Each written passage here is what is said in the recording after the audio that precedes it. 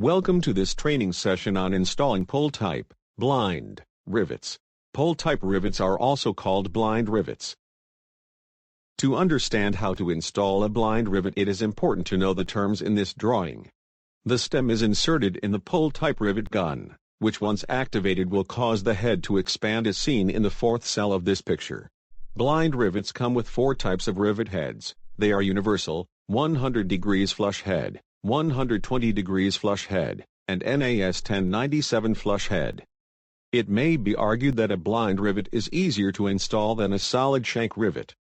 Blind rivets, as the name implies, are often used in places where getting to both ends of the rivet may not be possible. That said, the FAA's AC 43.13-1B Acceptable Methods, Techniques, and Practices publication states the following limitations. They cannot be used. 1. In fluid-tight areas.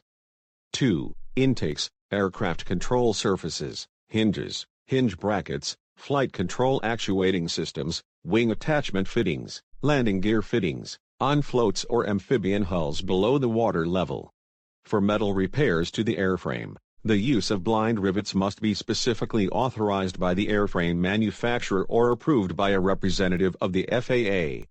This concludes this training session. We hope you found it useful.